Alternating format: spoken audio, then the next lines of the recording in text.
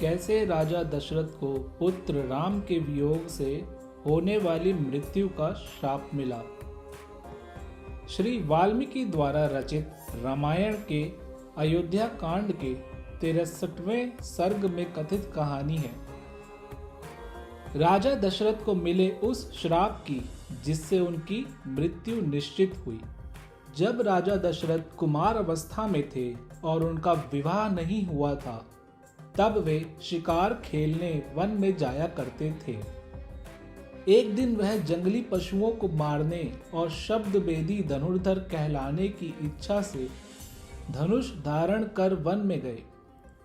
शब्द वेदी धनुर्धर मात्र शब्द को सुनकर ही शिकार पर निशाना लगाने में सक्षम होता है।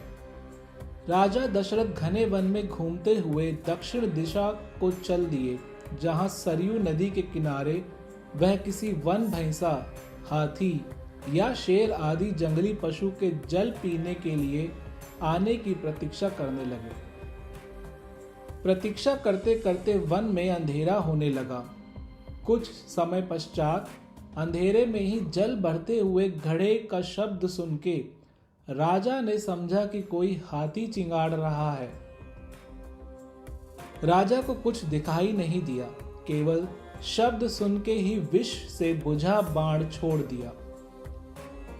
जैसे ही बाण छोड़ा, वैसे ही किसी वनवासी का शब्द राजा दशरथ को स्पष्ट सुनाई दिया। राजा ने नदी के तट पर पहुंच के देखा कि एक तपस्वी बाण से घायल पृथ्वी पर पड़ा है। तपस्वी के छाती में बाण घुस गया है। उसके सिर की जटा बिखरी हुई है और कलसे का जल फैला हुआ है, अथवा पानी का कलसा अलग पड़ा है। वह तपस्वी राजा को सामने देख इस प्रकार बोले, मेरे जैसे अज्ञात शत्रु तपस्वी के क्यों इस प्रकार बाण लगा है? मैं तो रात्रि के समय जल भरने आया था। किसने मुझे बाण से मारा? मैंने किसी का क्या अनर्थ किया था?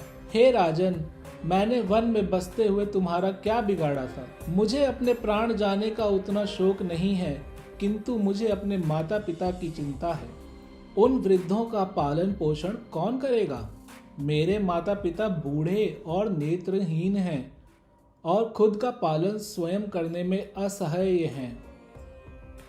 इस प्रकार की करुणा भरी वाणी सुनकर राजा दशरथ का मन अत्यंत शोकाकुल हो गया।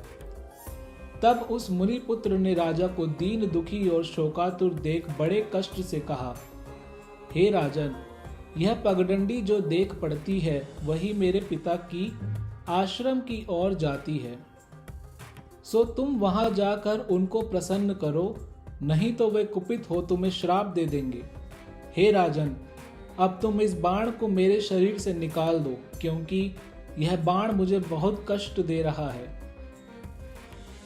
राजा को उस समय इस बात की अधिक चिंता उत्पन्न हुई कि जब तक ये बाण गड़ा है तब तक उसे पीड़ा हो रही है, किंतु जीता भी तभी तक है। बाण निकालते ही ये मृत्यु को प्राप्त होगा और राजा को ब्रह्म हत्या का पाप लगेगा। तब उस मुनि पुत्र ने राजा के मन की चिंता को जान लिया और उनको अत्यंत दुखी देख धीरज बांधते हुए बोला, हे राजन, आप ब्रह्म हत्या के पाप के भय को अपने मन से निकाल अपने मन की व्यथा दूर कीजिए, क्योंकि मैं ब्राह्मण नहीं हूं, मैं शूद्रा माता के गर्भ से उत्पन्न हुआ हूं। और यह कहते कहते मुनि पुत्र की पीड़ा अधिक हो गई और वह तड़पने लगे। यह दशा देख राजा ने बाण खींच लिया और बाण खींचते ही मुनि पुत्र ने प्राण त्याग दिए। उस समय सरयू नदी के तट पर प्राण रहित पड़ा मुनि पुत्र का शरीर देख राजा को बड़ा ही विषाद हुआ। अनजाने में उस महापाप को कर राजा विकल हो सोचने लगे कि अब उनका कल्याण कैसे हो। अंत में राजा ने निश्चय कर मुनि पुत्र के कथन के अनुसार कलसे में जल भरकर उसके पिता के आश्रम गए। वहां जाकर देखा कि मुनि और उनकी पत्नी वृद्ध, दुर्बल और दीन बैठे हुए जल की प्रतीक्षा कर रहे थे। राजा दशरथ अत्यंत डरे हुए मनुष्य की तरह अस्पष्ट अक्षरों में मुनि से उनके पुत्र का कष्टमय वृतांत कह सुनाया। हे महात्मन, मैं दशरथ नाम का क्षत्रिय हूँ। मुझसे एक अपराध हो गया है जिसका मुझे बहुत दुख है। मैं सरयू नदी के तट पर हाथी या शेर आदि के पानी पीने आने पर शिकार खेलने के प्रयोजन से प्रतीक्षा कर रहा था।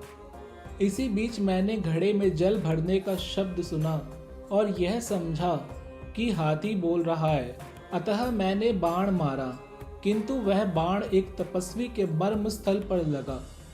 तदंतर मैंने उसी के कहने से अत्यंत कष्टदायी बाण सहसा उसकी छाती से खींचा और वह वहीं स्वर्गवासी हो गए। हे भगवान, मैंने आपके पुत्र को अनजाने में मार डाला है। जो होना था वह तो हो गया है। आप मुनि हैं, आप जैसा उचित समझे वैसा करें। नेत्र में आंसू भर और शोक से व्याकुल हो महा तेजस्वी मुनि ने हाथ जोड़े राजन से कहा, हे राजन, अगर तू अपने इस कर्म को स्वयं ही मुझसे ना कहता तो मेरे शाप से तेरे सिर के अभी हजारों टुकड़े हो जाते। तूने अनजाने में यह अपराध किया है, इसलिए तू अभी जीवित है, नहीं तो समस्त रघुकुल का ही नाश हो जाता।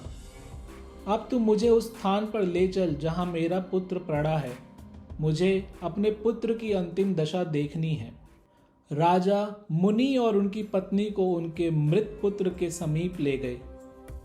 मुनि और उनकी पत्नी नेत्रहीन होने के कारण हाथ से ही पुत्र का शरीर टटोल के विलाप करने लगे।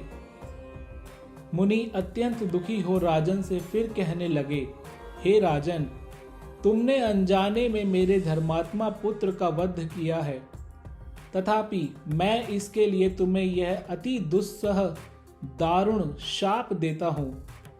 हे राजन, मुझको इस समय जैसा पुत्र शोक हुआ है, ऐसे ही पुत्र शोक में तुम्हारी मृत्यु होगी। इस प्रकार शाप देकर मुनि और उनकी पत्नी प्राण त्याग कर स्वर्ग की ओर चल पड़े। कुछ अंतराल में राजा दशरथ को भी पुत्र राम के वनवास जाने के वियोग से भारी दुख हुआ और वह इस पुत्र शोक की पीड़ा में ही परलोक सिधार गए।